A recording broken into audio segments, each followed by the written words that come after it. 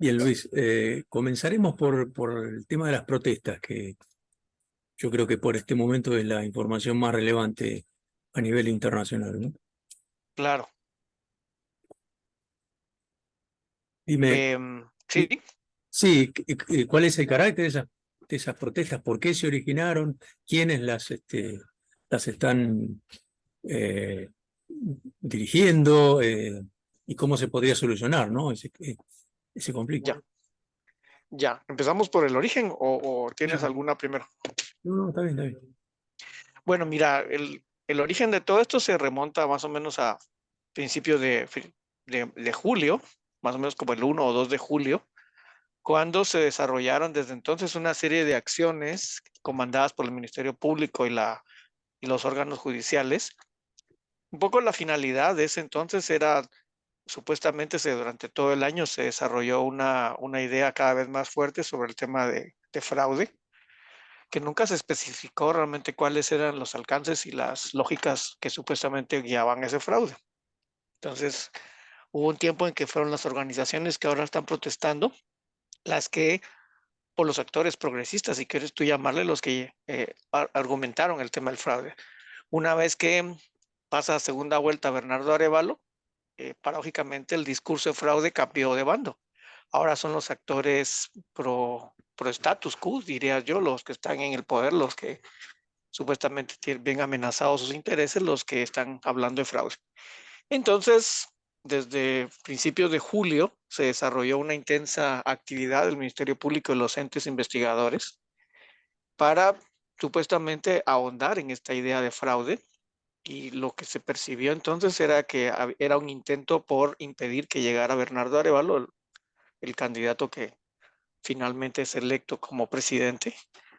Y entonces, desde entonces empezó a manejar la idea de que iba a haber un golpe de Estado no tradicional, un golpe de Estado técnico, para alterar esa transición o para evitar, obviamente, que llegara un actor poco, poco ortodoxo para el ámbito del poder. Desde entonces ha habido una pugna de los sectores pro cambio y los sectores pro status quo, un poco para determinar, pues obviamente, quién es el que controla y quién es el que domina el escenario. Hubo, obviamente, hay una serie de etapas de esta crisis, pero la idea que fue escalando, unos diciendo hay un golpe de Estado técnico en curso y otros diciendo no, aquí no hay nada de golpe de Estado, aquí lo que estamos tratando de hacer es hacer valer la ley y investigar, obviamente, si hay alguna comisión de delito. Y hay dos instancias que están como en pugna, un ámbito eminentemente electoral, que es el que comanda el Tribunal Supremo Electoral, y un ámbito penal, que obviamente se tiene la idea de, desde esa perspectiva, que hay delitos digamos, o causas penales que hay que dilucidarlas, y que en dado caso los que están hablando de fraude, los que están hablando, perdón, de golpe de Estado, pues lo que quieren es obviamente solamente estar más allá de la persecución penal.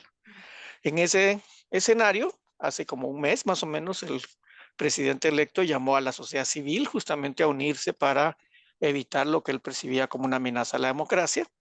Se desarrollaron obviamente una serie de acciones después de esa convocatoria de presidente a principios de septiembre, y finalmente a principios de octubre los movimientos territoriales ligados a los pueblos originarios y a los movimientos indígenas pues llamaron a un paro indefinido que se desarrolla desde el 2 de octubre. Ya tenemos casi 15 días, un poco, 15 días creo que se cumplen hoy, esa movilización, que empezó como muy tibio y ahora obviamente ha ido ganando en fuerza en los momentos más álgidos de la movilización. Se han contabilizado más de 140, creo yo, puntos de bloqueo en todo el país, incluyendo unos 20 o 30 bloqueos en la misma capital, lo cual es un hecho histórico. Realmente creo que hace muchos años no se veía ese nivel de articulación, de demanda y de pues, conciencia ciudadana realmente de un número muy grande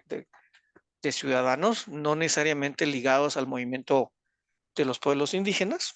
Creo que esa es quizás la principal característica, una movilización como nunca antes se había dado en Guatemala, quizás desde la época de la transición, desde el 1985 para acá.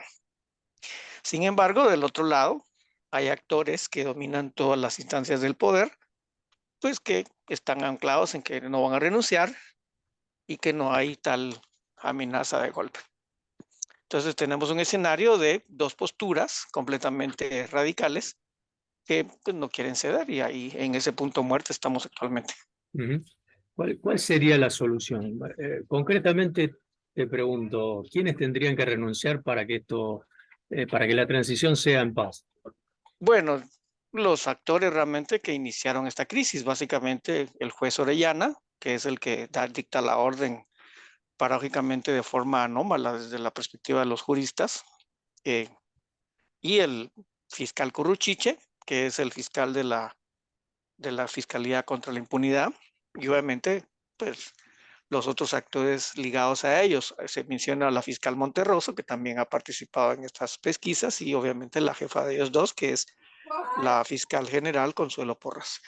Si estos cuatro renunciaran, o por lo menos los primeros dos, fiscal Curruchiche y el juez Orellana, eh, bueno, que también la Consuelo Porras también se mete ahí, bueno, yo creo que la crisis se desactivaría realmente. Más allá de eso, ahora ya hay actores obviamente que dicen, extengámoslo, por ejemplo, al presidente de la República, a la Corte Suprema de Justicia, que lleva 4 años sin ser renovada, a la Corte de Constitucionalidad, que no le ha puesto fin a esto, bueno, y en dado caso a todos los actores que han estado de una u otra forma con su silencio cómplice, pues obviamente validando la acción de Consuelo Porras y de los fiscales y del juez. Pero estos cuatro primeros serían los que en primera línea todo el mundo quiere que se vayan, ¿no? Sin embargo, quizás el gran problema de aquí es que no hay, hubo una reforma. Antes del 2016 sí había posibilidad de que se removiera a la fiscal general. De hecho, habían varios incidentes antes de eso en donde el presidente había removido a la fiscal general, al fiscal general, al jefe del Ministerio Público, pero en el 2016, estando Jimmy Morales, que era un presidente perseguido bueno, investigado más bien por actos de anómalos o de corrupción, pues se blindó a la entonces fiscal general Tel Maldana para que el presidente no la pudiera remover. Lamentablemente ese es el antecedente de esto. Entonces se estableció en la ley orgánica del Ministerio Público que solo puede ser removido bajo causa justificada, y eso de causa justificada significa que sea condenada en juicio. Y dice la ley, causa justificada, digamos, basada en un juicio definitivo, en una resolución de una corte definitiva, lo cual implica que se han agotado todas las instancias intermedias de apelación y de revisión y todo lo demás. Y considerando los tiempos penales en Guatemala y los largos tiempos de un juicio, y eso tardaría años.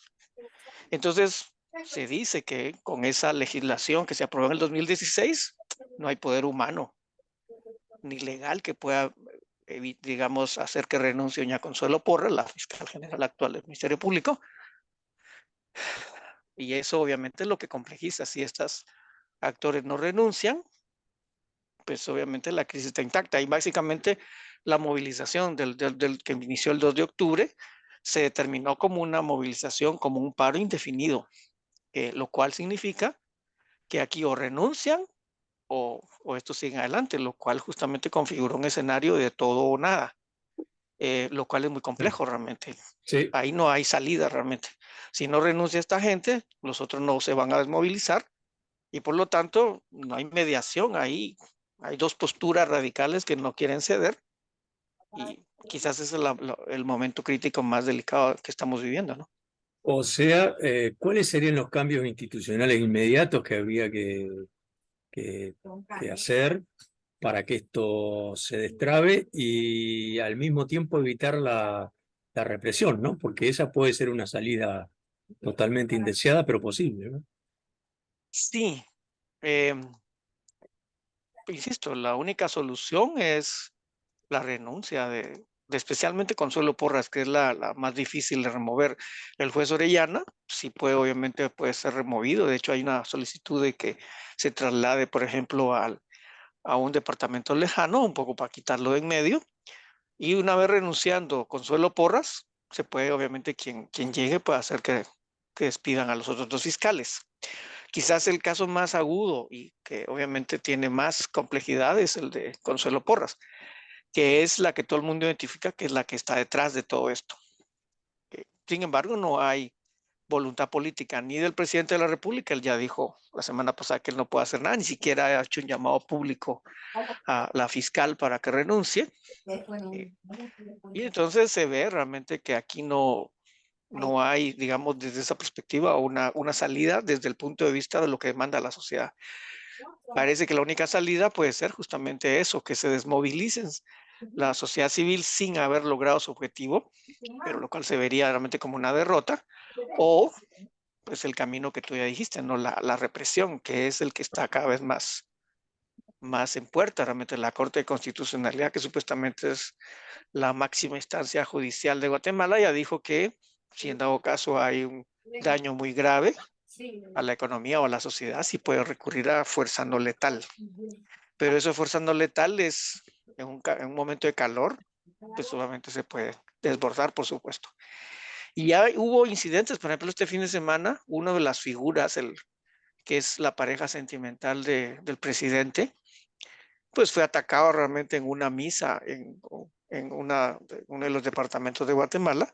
Y entonces ahora ya se amenaza de que estas personas que fueron los culpables de ese incidente lamentable que ocurrió en la antigua Guatemala, pues van a ser sancionados, perseguidos, etcétera, etcétera.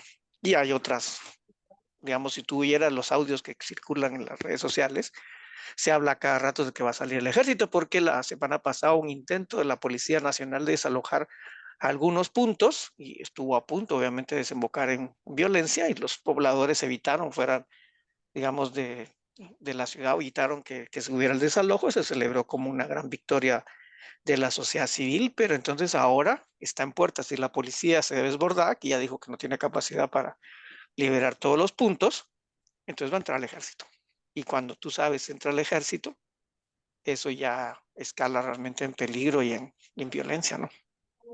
Por supuesto. ¿Cuál es el rol de la OEA, de la misión de la OEA en este contexto? Bueno, la OEA está primero acompañando el proceso de transición, que es algo que se ha ido disminuyendo. Ahora con este conflicto se ha dejado hablar mucho de eso, pero también ofreció la mediación a petición del gobierno. Lamentablemente, dadas las características del enfrentamiento que te acabo de decir, pues la OEA tiene muy poco que hacer. Todavía no se ha sabido realmente cuál es la propuesta de la OEA, pero sí va a tener una intensa presión realmente. Además, desde la perspectiva de los movimientos sociales, se ve como un intento del presidente de la República de ganar tiempo. No se percibe como una actitud real de mediación o de resolución de los problemas, y por lo tanto la gente no confía realmente en este proceso de mediación. Creo que la OEA tiene muy poco que hacer, a menos que se invente realmente un procedimiento para poder desentrampar esta crisis. Hay algunos abogados que están diciendo, a través de lo que ellos llaman hermenéutica jurídica o incluso reformas legales, primero tratar de desactivar la crisis tratando de evitar, por ejemplo, la cancelación del partido con una reforma legal que la Corte Constitucional analizó y rechazó. Y ahora se está intentando hacer como reformas a la reforma del 2016, un poco para rebajar esa lógica de inamovilidad que tiene la fiscal y entonces quitarle el argumento al presidente de que no puede remover a la fiscal. Pero esas otras salidas jurídicas tienen el grave problema de que quien las tiene que calificar y validar es las mismas instancias que han ido permitiendo que este conflicto escale, lo cual también la salida jurídica se ve muy difícil. Yo creo que estamos en un punto muerto. Yo no veo realmente salida de ningún lado, a menos que la sociedad civil reflexione y diga, bueno, el escalamiento viene por esta lógica de o renuncian, y entonces retraigámonos un poco realmente para liberar la presión, porque la presión de cada día que pasa con las pérdidas humanas, las incomodidades humanas, no, las pérdidas económicas y las incomodidades que se van desarrollando por estos bloqueos, pues va generando una presión que va aumentando. Entonces, para disminuir la presión, quizás el único actor que sí puede lograr desentrampar es la movilización ciudadana, pero creo que ellos tampoco están en esa lógica, ¿no? De parte del gobierno yo no miro ningún interés. De parte de los actores de poder, más bien están como muy felices de que esté escalando el conflicto, porque eso les da argumentos para intervenir, para en algún momento, por ejemplo, se dijo que el presidente electo tiene responsabilidad justamente de esta crisis, porque cuando hace un mes llama a la sociedad civil a movilizarse, pues ellos dicen quién es el culpable de todas estas pérdidas y toda esta crisis es el presidente electo. De ahí a que le desarrollen cargos penales y lo inhabiliten, pues obviamente es como una suerte de profecía autocumplida, ¿no? Los que decían golpe de Estado, pues con estas acciones están favoreciendo que haya un escenario en donde haya efectivamente un golpe de Estado técnico. Entonces, yo siento realmente que al actor de poder, los que están actualmente en el poder, les conviene que esto se mantenga tal cual, porque les va alimentando los argumentos y las circunstancias que digan, miren, nosotros hicimos todo lo posible y esta gente intransigente, pues trascendió realmente a una instancia superior y por lo tanto hay que deducir responsabilidades penales, que es lo que ya dicen abiertamente. Entonces, sí, yo creo que en un escenario pesimista, se están dando las circunstancias para una regresión autoritaria muy fuerte. Bien, de mi parte la última pregunta, ¿qué margen de maniobra le ves al presidente electo Arevalo? Muy poca. Mira, él quedó atrapado en dos fuegos. Por un lado, entre los que quieren evitar, obviamente, parte del poder que llegue. Nunca se supo realmente si esa era la intención de votarlo o simplemente condicionarlo. Pero a estas alturas parece que la amenaza de votarlo sí es cada vez más sentida, como te decía. Y por otro lado, él cuando convoca a la sociedad civil a movilizarse, nunca pensó, me imagina, que iba a llegar a este nivel de polarización. Entonces él ya se desenmarcó realmente buena parte de estas movilizaciones. Por ejemplo, el presidente y su equipo de gobierno se les ha visto muy poco en las movilizaciones. Digamos, antes estaba como muy pendiente de lo que hacían y estaba como muy en contacto con la sociedad civil. Ahora se ha deslindado un poco, realmente ya no tiene ese nivel de protagonismo. Y también, por supuesto, porque muchos de los apoyos de la derecha moderada y de los actores de poder moderados que había empezado a recibir, lo está perdiendo justamente porque esta crisis lo que hizo fue radicalizar las posturas y en la radicalización, por supuesto, él no puede irse ni para uno ni para otro lado. Creo que se volvió, insisto, prisionero de dos fuegos. Y eso es lo que lo hace realmente como más débil ahora. Ujú. Bien, de mi parte, muchas gracias, Luis. No sé si querés agregar algo más. No, no, la verdad que no, pero sí me preocupa mucho hacia dónde vamos. Y como te decía, no veo una salida positiva en el corto plazo. Ojalá que en los próximos días, ojalá que la OEA encuentre una negociación que haga, pues obviamente que estos dos actores que están así en choque frontal, pues logren dirimar sus diferencias y encontrar un punto intermedio que no sea percibido como pérdida para ninguno de los dos. Pero bueno, está difícil. Pero a lo mejor, a lo mejor.